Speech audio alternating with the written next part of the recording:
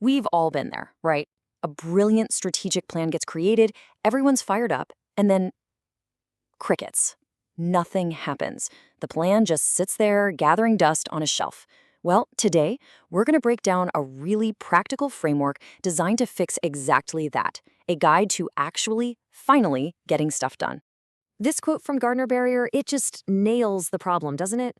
We say we want a strategy, but deep down, what we're really asking for is a guarantee. We want a perfect plan that takes away all the risk. But the truth is, real strategy isn't about getting rid of uncertainty. So that's the real question, isn't it?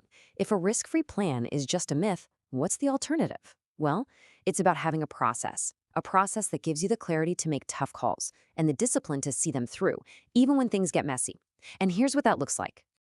And that's where the GSD framework comes in. GSD stands for Getting Stuff Done. I love it. It's simple, it's direct, and it's all about action. It's a fantastic alternative to that old, stagnant way of strategic planning, and it's all built on three distinct phases. Here they are, the three pillars. First, visioning, that's your why. Then, planning, that's your what. And finally, execution, that's your how. Each one of these answers a critical question, and they each require a totally different kind of leadership. So let's start at the beginning with visioning. All right, Phase 1, visioning.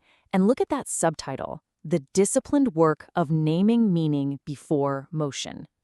That's so good. This isn't about jumping into action for the sake of it.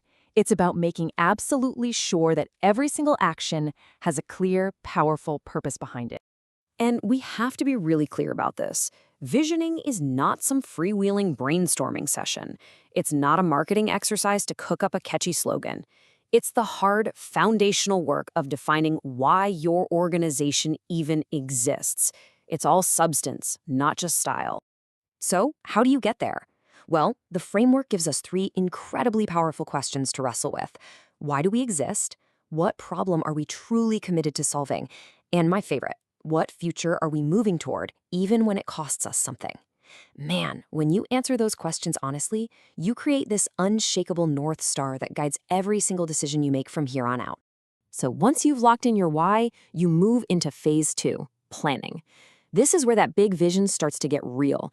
It's all about translating that big picture meaning into sharp, disciplined focus by making some really hard choices. This quote gets to the absolute core of what great planning is. See, a strategy isn't a long wish list of every cool thing you could do. It's the discipline of deciding what you won't do so you can pour all your energy into what really, truly matters. It's all about making intentional trade-offs. This is such a critical difference. A bad plan, it's just a long list of goals that gets overwhelming and out of date almost immediately. But a good plan in the GSD model is a system that's designed to help you learn and adapt faster than the world is changing around you. It's about being agile, not rigid. So here's how you do it in practice.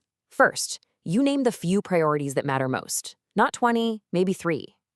Second, and this is the toughest part, you have to explicitly decide what's going to have to wait. Then you align all of your resources, your time, your money, your team's attention behind those few priorities. And finally, you define what success actually looks like in clear, measurable, observable terms. Okay, so you have the vision, you have the plan.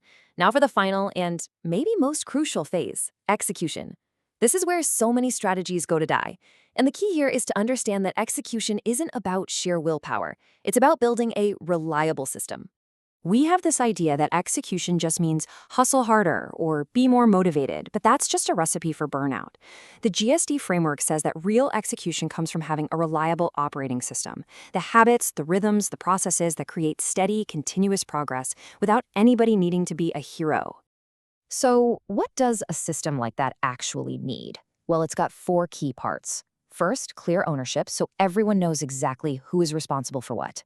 Second, simple, repeatable processes that cut down on confusion. Third, you need fast feedback loops that tell you what's really happening on the ground, not what you hope is happening. And finally, you need a regular cadence for review and adjustment. Now we've walked through all 3 phases, but there's a kind of hidden rule here that makes the whole thing work. And that's the sequence. You can't just pick and choose these. The order, vision, then planning, then execution, is absolutely everything. Getting it wrong leads to some very predictable and painful failures. Just look at what happens when the sequence is broken. If you have a great vision but no execution, well, that's just inspiration with zero impact. All talk, no action. What about execution without a vision? That's just motion with no meaning. You're just busy being busy. And planning without the other two, you just end up with a pretty document that no one ever looks at again. The sequence is everything. So when you put it all together, what's the big takeaway from all this? It's pretty simple, actually. In a world that just feels faster and more chaotic every single day, the ultimate competitive advantage isn't speed, it's clarity. I mean, it really comes down to this first powerful idea. In a world that is totally addicted to speed, clarity is your superpower. While everyone else is just reacting and running around, being crystal clear on your why, what, and how is what will set you apart. And that leads right into this next point. In a culture that is just filled with noise and distraction, the single greatest act of leadership is to create focus, to protect your team's attention and point it directly at what truly matters. And finally, this is the perfect way to sum up the entire philosophy. Getting stuff done is not about doing more. It's not a recipe for burnout. It's about doing what matters, doing it on purpose, and sticking with it until it works. So I'll leave you with this question. Think about your own team, your own organization. Where do you need more clarity right now? Is it in your vision, your planning, or your execution? Because finding the answer to that question, well, that's the first real step to actually getting stuff done.